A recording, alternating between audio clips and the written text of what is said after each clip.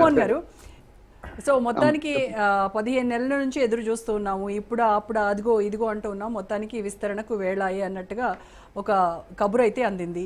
So దీనిలో ఎంతమందికి ఉగాది ముందొస్తుంది, ఎంతమందికి ఆ ఉగాది పచ్చడిలో ఉన్నటువంటి చేదు ఎక్కువ పాళ్లల్లో ఉండేటువంటి అవకాశం ఉందంటారు?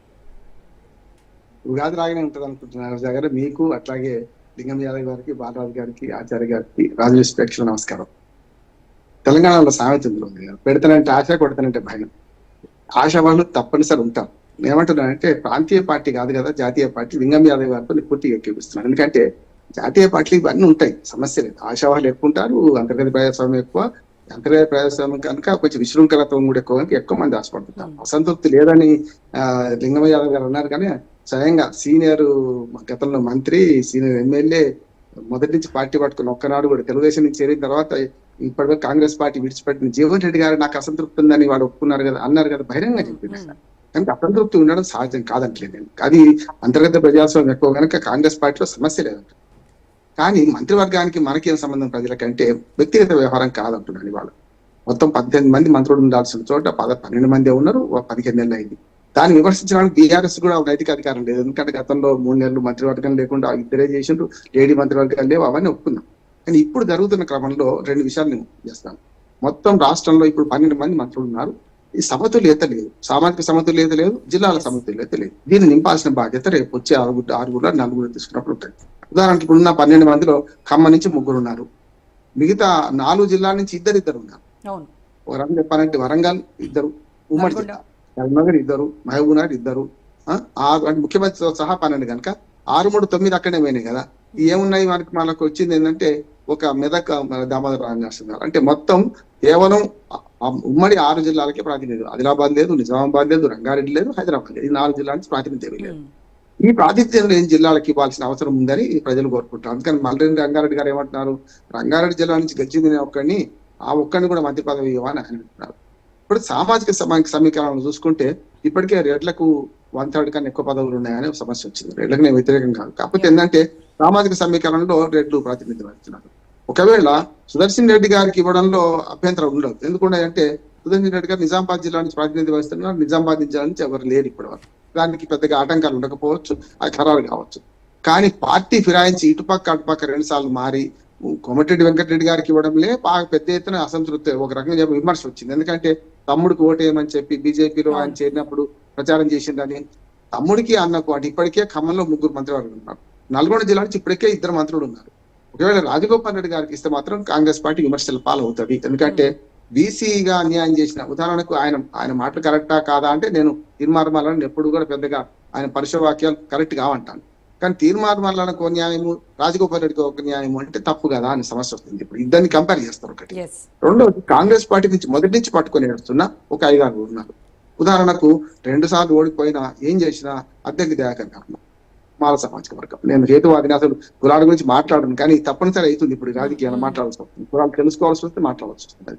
అట్లానే మనకు ఎస్టీ సామాజిక వర్గం నుంచి కూడా ఇప్పటికే మనకు మన వరంగల్ నుంచి మన వారు ఉన్నారు,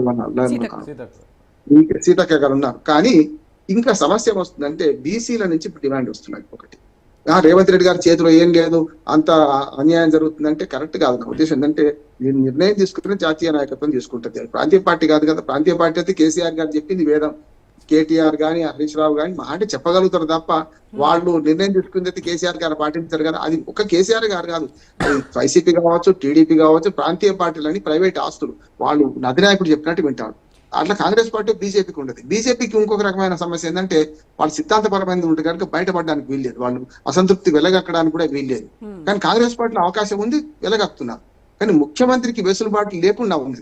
ఒక దేశంలో మాట్లాడితేమ్మా మీకు కేంద్రంలో ఉన్న వెసులుబాటు రాష్ట్రాల్లో ఉండదు. కేంద్రంలో చూడండి, పివి నరసింహారావు గారు ఎక్కడో ఉన్న ఆర్బీఐ మన డైరెక్టర్ గా ఉన్న మన మన్మోహన్ సింగ్ గారు తీసుకొచ్చి పెట్టగలిగిండ్రు. అట్లాగే ఇప్పుడు చూడండి, జయశంకర్ గారు విదేశాంగ మంత్రి, మోడీ గారు పెట్టుకోగలిగిండ్రు. అంటే మంత్రివర్గం అనేది దానే కూడా వేయచ్చు, సమర్థులు ఎక్కడున్నా తీసుకోవచ్చు. నిర్మలా సీతారామన్ వీళ్ళందరినీ కూడా రాజ్యసభ నుంచి తీసుకొని మరి మంత్రులు చేసిన సందర్భం ఉన్నది. కానీ ఇక్కడ ఏమైందంటే ఎమ్మెల్సీలకు అన్యాయం జరుగుతుందని ఇంకొక వాదన వస్తుంది. ఇప్పుడు విషయం ఏంటంటే ఎమ్మెల్సీలుగా అద్దెకి దయాకర్ ఎన్నికయ్యారు, ఇప్పుడు 3 ఎన్నికయ్యారు కదా. ఎమ్మెల్సీ నుంచి ఒక్కరినో ఇద్దరు తీసుకోవాలి కదా, 2 సభలు సమానమైనప్పుడు మొత్తం విధాన సభ నుంచి తీసుకుంటారనేది ఒకటి వస్తున్నది. ఇప్పుడు నేనేమంటున్నానంటే వచ్చే 6లో 4 ఇస్తారు, 2 ఇవ్వరు. ఎందుకంటే నేను చెప్పాను కదా, పెడతానంటే ఆశ, కొడతానంటే భయం ఉంటది కనుక ఆ సో 2 అలా ఇస్తే వాళ్ళని ఆశల పల్లకిలో అలా ఊరేగిస్తూనే ఉంటారు, ఆ రెండు ఆశగా చూపిస్తూ. దుకాణం పని అంటే లాభం లేదు కదా అని చేయరు. కానీ ఆ 4 తీసుకునే క్రమంలో నా ఉద్దేశం ఏంటంటే కేంద్ర ప్రభుత్వం లేకుండా ముఖ్యంగా కేంద్రంలో ఉన్న జాతీయ మన అధిష్టానం ఏమనుకుంటుంది అనుకుంటున్నాను నేనంటే, రెడ్లకు ఎక్కువ సంఖ్యలో ఇవ్వకపోవచ్చు అంటున్నాడు. సుదర్శన్ రెడ్డికి రావచ్చు. అయితే ఇక్కడ రామ్మోహన్ గారు ఒక విషయం ఏంటంటే, కరుడు కట్టిన కాంగ్రెస్ వాదులు చాలా మంది ఉన్నారు. అలాంటి సీనియర్లను పక్కన పెట్టేసి పక్క పార్టీలోంచి వచ్చినటువంటి వాళ్లకు మంత్రి పదవులు ఇస్తారు అనేటువంటి దీన్ని వీళ్ళు జీర్ణించుకోలేరు కదా. సో అలాంటప్పుడు అసంతృప్తుల సంఖ్య ఇంకా పెరిగేటువంటి అవకాశం లేదంటారా? ఇప్పుడు గతంలో కేసీఆర్ గారి మీద అదే సంతృప్తి కదా, ఉద్యమ ద్రోహులకు బీటీ బ్యాచ్, యూటీ బ్యాచ్ అన్నాం కదా, ఇప్పుడు కూడా అదే జరుగుతుంది. ఉదాహరణకు మనకు పేరు చెప్పుకోవచ్చు, మన తుమ్మల నాగేశ్వరరావు గారు, అట్లాగే శ్రీనివాసరెడ్డి గారు ఎక్కడి నుంచి వచ్చారో అందరికి తెలుసు. మనం ఇట్లా చూసుకుంటే మంత్రివర్గంలో ఇప్పటికే 4 దాకా విరాయింపుదారులు ఉన్నారు. రాజగోపాల్ రెడ్డి, వివేక్ వెంకటస్వామి వీళ్ళ పేర్లు ఎక్కువగా వినిపిస్తున్నాయి మనకి చెప్తున్నాయి. కానీ రాజగోపాల్ రెడ్డి గారు మీద మాత్రం విమర్శ వస్తుంది. ఖచ్చితంగా ఇస్తే మాత్రం ఒకటి రెడ్డి సామాజిక వర్గానికి అది పెద్దపీట వేసినట్టు, సుదర్శన్ రెడ్డి గారిని ఎట్లా తీసుకుంటారు. కానీ రెండోది ఏమైందంటే వివేక్ గారిని తీసుకుంటే కూడా మళ్ళీ సమస్య వస్తుంది. ఉప ముఖ్యమంత్రి మాల సామాజిక వర్గం మళ్ళీ ఇక్కడి నుంచి తీసుకుంటే మరి మాల సామాజిక వర్గంలో ఇతర మిత్రులు ఉన్నారు, చాలా మంది ఉన్నారు కదా, వాళ్ళు ఎందుకు తీసుకోవడానికి సమస్య వస్తుంది. ముఖ్యంగా సంపత్, మహబూబ్నగర్ జిల్లా సంపత్ మొదటి సభలో సభ్యుడిగా ఉన్నారు, చాలా సమయంలో పట్టించారు. 6 మిగిలినా కూడా బట్టి విక్రమార్కతో కలిసి బాగా ప్రయత్నం చేశారు. అటువంటి ఆయన తీసుకోవాల్సి వస్తుంది. అంటే మాదిగ సామాజిక వర్గం నుంచి, లంబాడి సామాజిక వర్గాన్ని నుంచి, అట్లాగే మన ఎస్సీలో కూడా ఈ 2 వర్గాలు ఉన్నాయి కనుక వీటి మీద డిమాండ్ వస్తున్నది. ముఖ్యంగా ఖాళీ ఉన్న జిల్లాల నుంచి తీసుకోవాలని డిమాండ్ మాత్రం వస్తుంది. ఏవైతే 4 జిల్లాల్లో మంత్రివర్గ విస్తరణ అసలు మంత్రివర్గంలో స్థానం లేదో వాళ్ళని తీసుకోవాల్సి వస్తుంది. కానీ ఇక్కడ ఒక మాట, 3 ఎమ్మెల్సీని తీసుకున్నప్పుడు ఆయన మాట చెల్లలేదంటే చాలా సామాజిక సమీకరణలు పాటించారు. మొన్నటి ఎంత ఒత్తిడి అయిందంటే బీసీ సామాజిక వర్గం తిరుగుబాటు, మేమంతే మాకంతా వచ్చిన తర్వాత ఇటు కాంగ్రెస్ పార్టీతో సహా బీఆర్ఎస్ గాని, ముఖ్యంగా కమ్యూనిస్టులు గాని బీసీలకు ఇచ్చే పరిస్థితి వచ్చింది. ఇప్పుడు ఈ సామాజిక సమీకరణలో ఒక పెద్ద కసరత్తు చేస్తున్నారని